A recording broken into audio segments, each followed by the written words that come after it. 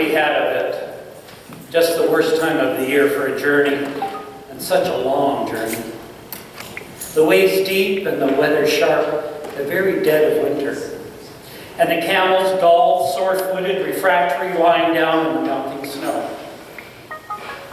There were times we regretted the summer palaces on slopes, the terraces and the silken girls bringing sherbet, and then the camel men cursing and grumbling and running away and wanting their liquor and women, and the night fires going out, and the lack of shelters, and the cities hostile, and the towns unfriendly, and the villages dirty and charging high prices.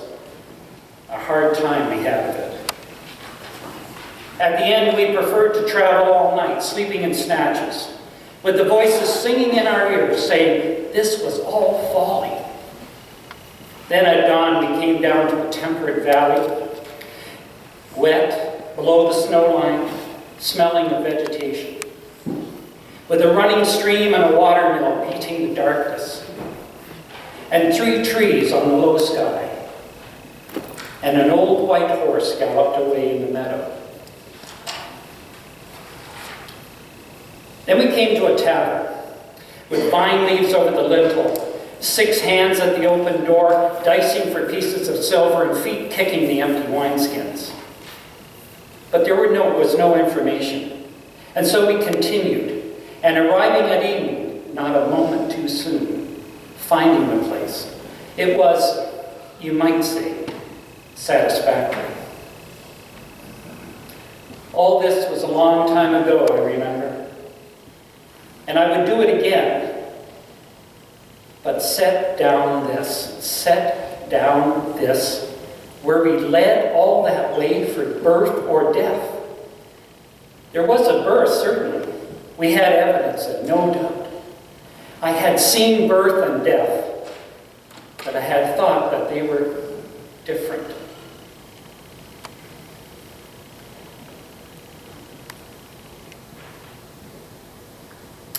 This birth was hard and bitter agony for us, like death, our death.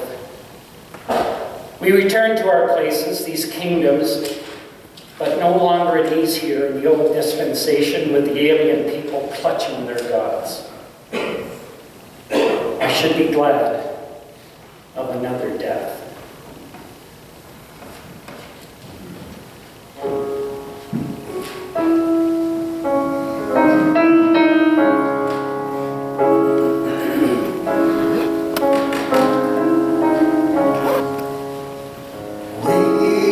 Kings of Orient are, bearing gifts which traverse afar, field and fountain.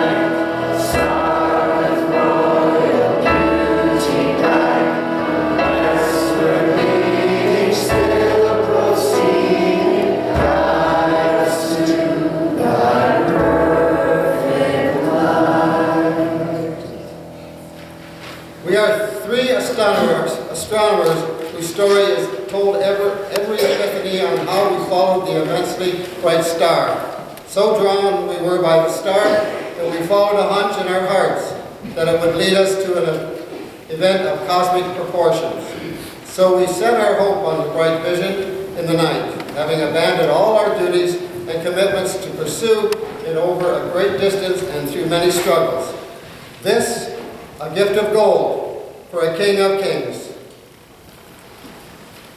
This star filled our hearts with delight.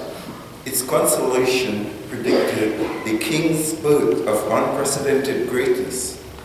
So near the heavens, it was surrounded in the divine mystery and wonder for us. We followed it in the darkness until our journey brought us to one who is pure light. What we beheld filled us with joy and amazement. My gift? This frankincense is costly, a sacred fragrance used in the temple worship by the priests.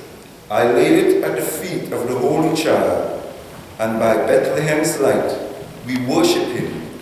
Deep within us is certainty took root.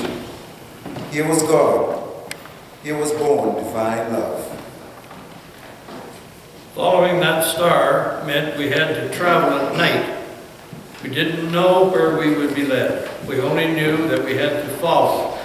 We lost sight of the star, and we had to humbly rely on other star seekers to tell us where to locate the star again.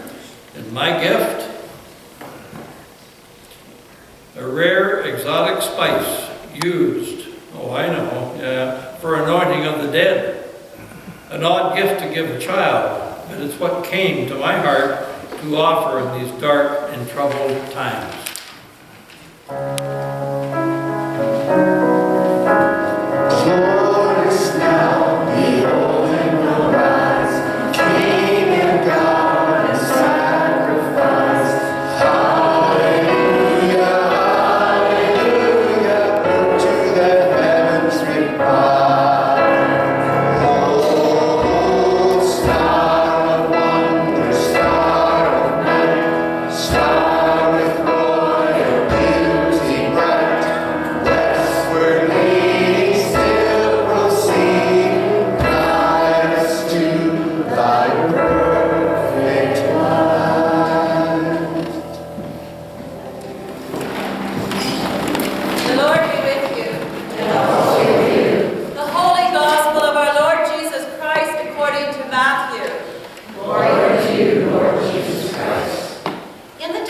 King Herod, after Jesus was born in Bethlehem of Judea, wise ones from the east to Jerusalem came, asking, "Where is the child who has been born King of the Jews?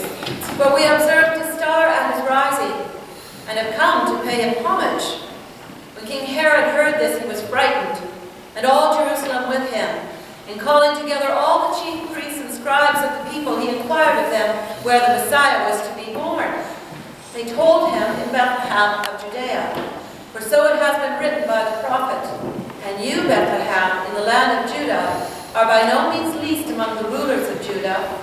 For from you shall come a ruler who is to shepherd my people from Israel.'" Then Herod secretly called for the wise men and learned from them the exact time when the star had appeared. Then he sent them to Bethlehem, saying, "Go and search diligently for the child. And when you have found him, bring me word, so that I may also go and pay him homage." When they heard the king, they set out. And there ahead of them went the star that they had seen at its rising, until it stopped over the place where the child was.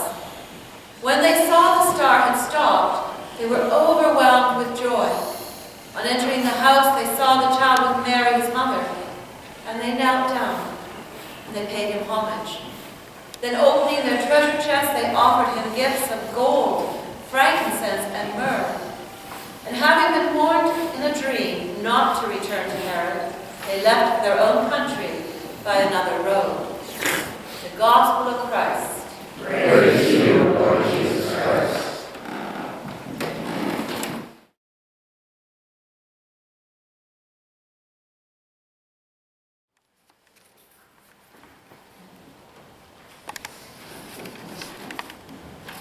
Radiant light, enlighten us, we pray, with minds and hearts and souls open.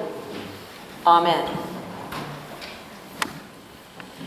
Humans have always felt a primordial urge to explore, to blaze new trails, map new lands, and answer profound questions. This thing is in motion.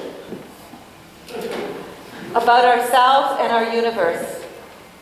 The season of Epiphany invites us to do exactly that. It always begins on the 12th day of Christmas, and I hope you've been celebrating. You can see the church looks as beautiful today as it did Christmas Eve. The 12th day of Christmas was yesterday, and it ends as early as February the 4th and as late as March the 10th. Yes, can you just tighten that a little bit? It's wobbly on me. Thank you. Its length varies because it is tied to the movable date of Easter. Thank you. So this year, it ends on Shrove Tuesday, which is February the 13th, which means for the first time in decades, Lent or Ash Wednesday begins on what day? Valentine's Day, that's right. So I'll be saying, you are dust, and to dust you shall return. And celebrating Valentine's. The season Epiphany, where we can still sing Christmas carols, is 6 weeks long. Began yesterday. And over that time, we will be in exploration mode. Exploration of the new year and how we are also continually made new. Now, Dr. Seuss, would you agree, often says some profound things in his children's books. And one is this: there is no one alive who is youer than you. Epiphany means to manifest, to reveal what is hidden. As God was manifest to us in Jesus, Epiphany then is also a time to awaken to your life's potential, to see, to be surprised and delighted by what you see in Christ and in you, and excited to journey as the Magi did towards such revelations and stars. Today we begin, not as I thought, with modernism and postmodernism trends, but with a single individual whose life embodies the spirit of Epiphany and our journey. I'll do the modernism and postmodernism next week, and I promise I shouldn't ever make promises.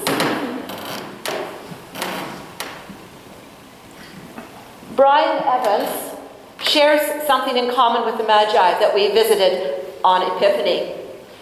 Weren't they great this morning? Thank you. He also took a 3-year spiritual journey, which is what we think it took the Magi to get to Jesus.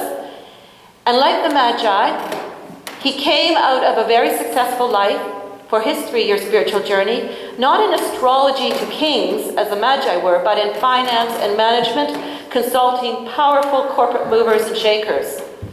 Brian, like the Magi, shocked his peers and family by stepping out of his life to find his life. He went on a 3-year spiritual journey which began backpacking through Southeast Asia. The experience transformed him from a successful Type A startup company founder to a joyfully lost human being, and I quote him on that, a joyfully lost human being. Being a Type A personality, he says, I felt the need to have everything figured out. I had nothing figured out. I was paralyzed with fear. I tried starting a new company because that is what I knew. I didn't know how to live in the space of not knowing. I didn't know how to live in the space of not knowing. Living boldly in a space of not knowing, so you are open to what God might want you to know, that your life might be happier and fuller, is a space of the season called Epiphany. It doesn't say that where you are isn't wonderful. It is saying be willing to explore the edges of what you know, where new adventures are waiting for you, new insight and vitality of life. There's a reason that the Magi, if you see in earlier pictures, are all ages. There's a young Magi, a middle-aged Magi, and a quite elderly Magi, because that's for life at all parts of our life. As a church, we also journey together, and at vestry time, in our scriptures, in our Tuesdays Reimagine, we appreciate that there is more to experience, more to discover and explore about us in God manifest in our midst. Now, Brian is 40, is it today or yesterday? He made millions by the age of 31, and by 37 he had everything he could possibly want. Living with his new fiancée, both in a waterfront condo in Florida and a Manhattan luxury condo in New York City, he should have been loving life, he says, but I wasn't. None of it felt right. I didn't feel right. I wasn't even sure what feeling right felt like.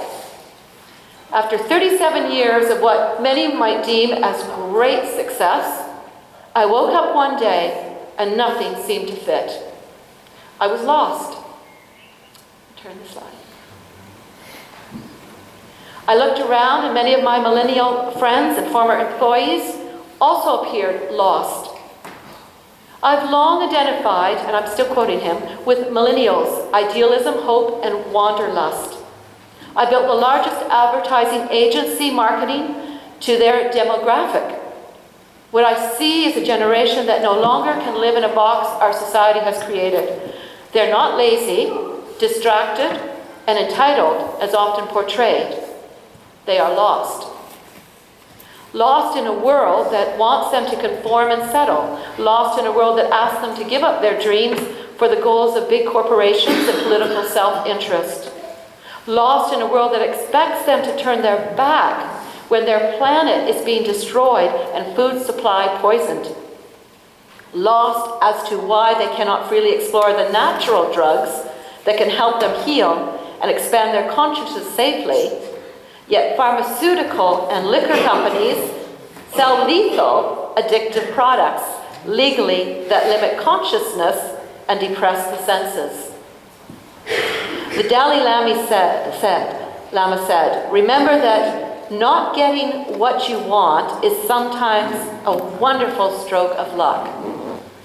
Guess it'd be nice to remember that. Remember that not getting what you want is sometimes a wonderful stroke of luck. If we likewise feel sometimes dissatisfaction with our world, it's not a bad thing if it leads us to change it for the better and change our own choices about how we will live. Brian explained, quoting him again, as kids, we don't lie awake dreaming of innovative ways to sell unhealthy, unneeded products to the masses. But somewhere along the way, a large number of us end up doing just that. We're programmed to get good grades, go to good school, get a good job, get married, raise kids, move up the ladder. To many, especially Gen Xers and baby boomers, that sounds like a valid, even noble plan. I'm not saying it's not, but it led me astray. I had achieved what much of society deems as success, but I didn't feel remotely successful. Albert Einstein said this, strive not to be a success, but rather to be of value. That isn't always easy or the most accessible path, but it is the path that Christ took and desires for us. Another great thinker, E.E. Cummings, wrote, to be nobody but yourself in a world which is doing its best night and day to make you everybody else means to fight the hardest battle which any human being can fight and never stop fighting. Detouring from the path of success left Brian confused, ashamed, and disconnected. He writes, and I quote, I lost touch with friends, business partners, and past co-workers. I didn't want to have to explain what I was doing until I was back on what they or I viewed as solid ground. I soon saw the disintegration of many areas of my life. For 15 years, I had worked 60 plus hours a week, leaving little time to explore who I really was. I was married, successful, living in New York with a new puppy, but I felt more lost than ever. What was wrong? To attempt to figure that out, I saw a psychologist and then tried a couple others. None were any help. I felt completely stuck. I didn't need assistance looking at my thoughts. I needed to connect to a whole new way of being. I was even prescribed antidepressants. I never took them. Addressing the symptoms with a pharmaceutical solution didn't feel like the way forward. I could feel my thirst for something deeper growing inside me. I wanted to find answers. At my core, I realized I was spiritual. Carl Jung said this: "Your vision will become clear only when you look into your heart. The one who looks outside dreams. The one who looks inside awakens." And so I'm staying a little longer with Brian. He goes on. "I kept pushing myself to try to recreate society's formula for success. I felt pressure to start a company even bigger than my last. I felt pressure to make my marriage work and live happily ever after. I became curious as to whether friends had found happiness this way. And the more people I spoke to, the more I realized how unhappy or unjoyful a lot of them were. I talked to many who wanted a different spouse, career, or lifestyle. I saw other successful startup founders who were lost as well. They too dream of following their passions and changing the world. Instead, most chase investment term sheets. We become slaves to a system built around chasing unicorns. I knew I couldn't go back to this world, but the only way out was to find a new path." Now, what Brian is expressing, and why I wanted a very personal story to start our Epiphany exploration over the next 6 weeks, is he's doing and saying things that identify so much with the Magi and the risk of turning your life around and making sometimes big changes, even as Mary and Joseph did with the birth of Jesus. It's scary and exhilarating, rewarding, and in some ways deeply disappointing in other ways, particularly how others might see you. Brian says, "I sought others who had found peace and who were living joyfully. I followed their recommendations. I became conscious of what I put in my body. I took up yoga. I tried various forms of meditation and experimented with a variety of other spiritual and holistic treatments. The journey, though, was quite solitary despite being married. Most people around me, even my partner, didn't understand and didn't support me. When I got rid of my expectations and beliefs of how things should be, life unfolded before me, and it did so in ways far better than I could have ever planned." Jesus would ask the same of us, to go into the unknown and find their value we could not possibly find in the known. Here we see the upside-down kingdom that is the new order God is ushering in. And citizenship in this kingdom is continually surprising us with what is truly valuable and good in this life. And living in this kingdom means that there are these continual delightful epiphanies of what love is doing. Jesus drew great magi, astronomers from the Orient, to something new and deeper and more wonderful than anything they had yet known. And it is that kind of exploration that Jesus wants for you every day, as was Brian drawn to reimagine what success looks like for him. I'm closing with some new PowerPoints, and this is going to make you feel better about our cold, because if you think it's cold, try the Arctic, the North Pole, literally. The frigid landscape of the North is a stark and dangerous environment. There's no more rugged terrain on the Earth than the geographic top of the world. It's all ice interspersed with frequent stretches of deadly cold water. This treacherous environment has long tempted explorers from Robert Percy and Matthew Henson's first trip in 1909. While the last stretch was done with only the four Inuit men, and Percy and Henson, it began, as we can speculate, that the Magi's journey began with initially, for the Magi, probably about 77 camels and travelers. All we know is that they landed up with 3 Magi. In 1908 and 9, Perry mounted his 8th attempt to reach the North Pole, and the expedition was huge, as Perry planned to use a system of setting up cache supplies along the way. And when he and Henson boarded his ship Roosevelt, leaving Greenland on August 18, 1909, they were accompanied by 22 Inuit men, 17 Inuit women, 10 children, 246 dogs. 70 tons of whale meat from Labrador, and blubber of 50 walruses, hunting equipment, and tons of coal. In February, Henson and Perry departed their anchored ship at Ellesmere Island, Cape Sheridan, with the Inuit men and 130 dogs working to lay a trail and supplies along this last route to the pole. Perry selected Henson and the 4 Inuit as part of the team of the 6 who would make the final run to the pole. Before the goal was reached, Perry could no longer continue on foot and rode in a dog sled. Various accounts say he was ill, exhausted, and had frozen toes. He sent Henson on ahead as a scout. Still, he persevered. The Magi were often discouraged, and likewise, if what we value is before us, we find the will to persevere, as Christ did to the cross and resurrection for us. In the next one, I think there's one more. Is that it? Okay.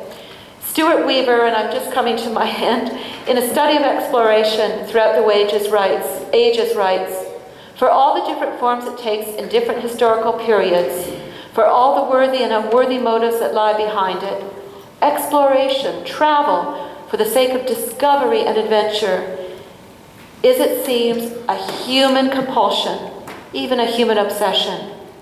It is a defining element of a distinctly human identity, and it will never rest at any frontier, whether terrestrial or extraterrestrial. The Holy Child we celebrate this season continually encourages you and I to follow our heart and to seek. And here we are. Beyond and within us, in our journey, shines a star. And you have a star, your pioneer. It's always going ahead of you, guiding you. Silent, but reaching out its hand. It knows where the Holy Child is, and it is set there by God. A word, a promise, a presence.